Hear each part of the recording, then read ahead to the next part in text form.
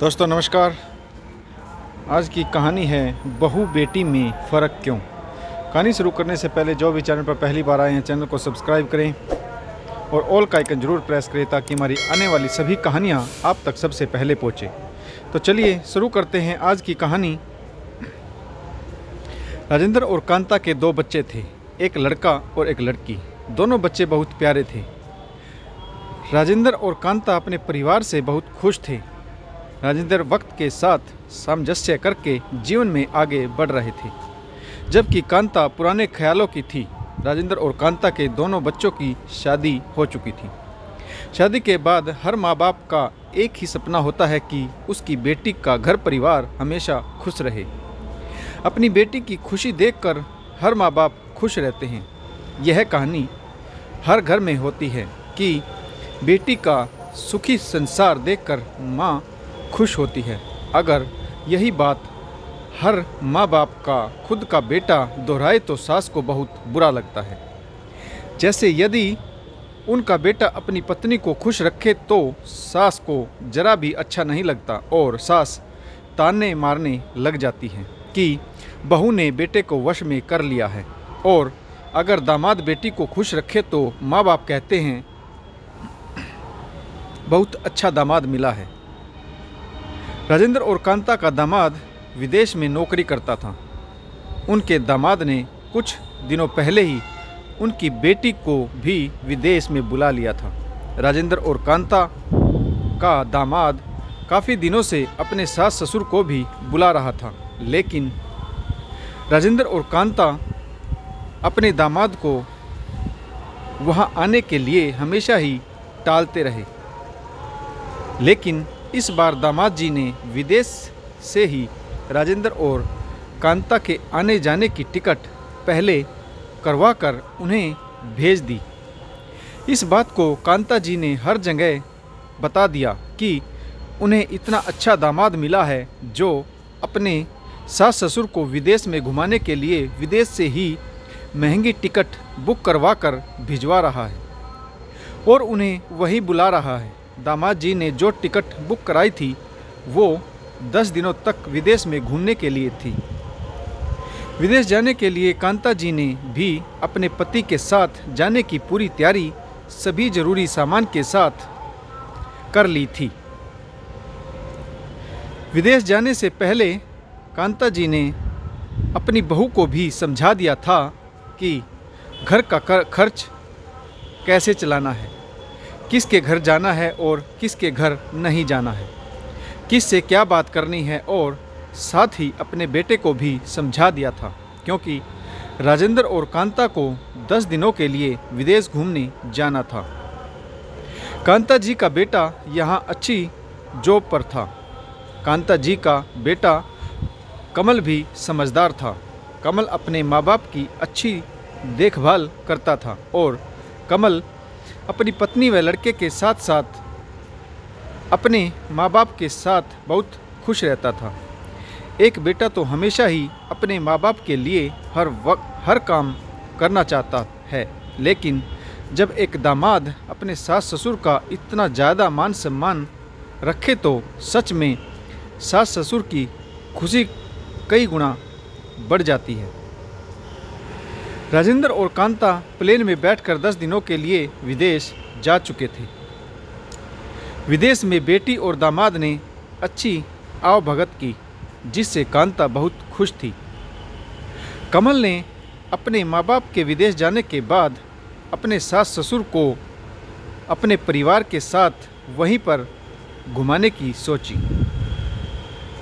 कमल ने सोचा क्यों न सास ससुर को यहीं धार्मिक स्थलों पर घुमाया जाए।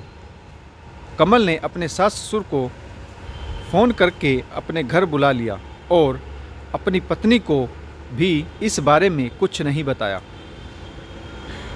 कमल के सास ससुर जब अगले दिन कमल के घर पहुंचे तो कमल की पत्नी रुचि अचानक से अपने घर पर अपने माता पिता को देखकर खुशी से झूम उठी थी। कमल और रुचि का बेटा भी अपने नाना नानी को देखकर बहुत खुश हुआ। कमल का यह सरप्राइज़ देखकर रुचि बहुत खुश थी और इसके लिए रुचि ने कमल का धन्यवाद किया। इसके बाद कमल अपने प्लान के अनुसार अपनी पत्नी, बेटे व सास ससुर के साथ घूमने के लिए निकल गया। धार्मिक स्थलों पर जाकर सभी ने एक दूसरे के साथ अपनी तस्वीरें खिंचवाई ताकि उनके द्वारा घूमे गए टूर की यादगार बनी रहे। कमल ने अपने टूर की कुछ तस्वीरें अपने फेसबुक पेज पर पोस्ट कर दी। कमल के जीजाजी ने जब यह तस्वीरें देखी तो उन्होंने यह तस्वीरें अपनी पत्नी और अपने सास ससुर को भी दिखा दी। यह सभी तस्वीरें देखकर विदेश गई कमल की माँ कमल पर बहुत गुस्से से लाल पीली हो गई। कमल की माँ ने तभी कमल को फ़ोन किया और कहा कि मेरे घर से आते ही तुम यह सब क्या कर रहे हो? कमल, तुमने बहू को यह इजाज़त कैसे दे दी कि उसने अपने माता पिता को घर बुला लिया और फिर तुम भी अपने सास ससुर के साथ यहाँ वहाँ घूम रहा है? कमल ने अपनी माँ को बताया कि रुचि के माता पिता को रुचि ने नहीं बल्कि मैंने बुलाया था। उसके बाद कमल ने बहुत ही सुंदर जवाब अपनी माँ को दिया कि माँ, मुझे लगा कि जब दीदी जीजाजी ने तुम्हें बुलाया तो तुम कितनी खुश थी। उस समय इस बारे में आपने सभी को खुशी से बताया था कि मेरे दामाद ने विदेश से इतनी महंगी टिकट बुक करवा कर हमें विदेश घूमने के लिए बुलाया है। फिर मैंने सोच अपने सास ससुर को घर बुलाकर क्या गलत किया और उन्हें धार्मिक स्थलों पर घुमाकर मैंने कौन सा पाप किया है।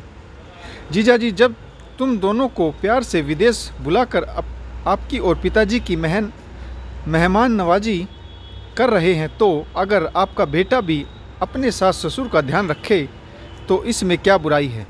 कांता के पास अपने बेटे की बात का कोई जवाब तो था ही नहीं और फिर कमल की माँ ने तभी फ़ोन काट दिया और कमल से नाराज़ हो गई। उसके बाद कमल के जीजाजी ने अपनी सासू माँ को समझाया कि माँ जी, ज़माना बहुत बदल गया है और हमें ज़माने के साथ ही चलना चाहिए। और फिर आगे कमल के जीजाजी ने कहा कि माँ जी, लड़के के माँ बाप हो या लड़के के माँ बाप, किसी की इज्जत किसी से कम या ज़्यादा नहीं होती। सभी को एक परिवार की तरह रहना चाहिए। जब ससुराल में एक बेटी बहू बनकर जाती है तो वह बेटी नहीं बन सकती और एक दामाद भी कभी बेटा नहीं बन सकता, क्योंकि हर रिश्ते की अपनी अहमियत होती है जो हर किसी को निभानी चाहिए। इसमें परेशान होने वाली कोई बात नहीं है और आप यहाँ आराम से घूमिए और विदेश में रहने का आनंद लीजिए और उनको वहाँ आनंद लेने दीजिए। इसी में ही हम सब की खुशी है। और इसके बाद कमल की माँ की समझ में आ गया और फिर उन्होंने विदेश में घूमने का पूरा आनंद लिया और अपने बेटे की भी बहुत बड़ाई कर उसकी पीठ थपथपाई। दोस्तों, अभी भी इस समाज में लड़की और लड़के के माँ बाप में बहुत फ़र्क समझा जाता है, लेकिन कभी ना कभी हमें अपनी यह सोच बदलनी होगी और मुझे लगता है कि अब इस समाज में इसकी शुरुआत भी हो चुकी है। आशा करता हूँ आपको यह कहानी ज़रूर पसंद आई होगी। कहानी पढ़ने के लिए आप सभी का बहुत बहुत धन्यवाद। जय हिंद, वंदे मातरम, भारत माता की जय। जय जवान, जय किसान।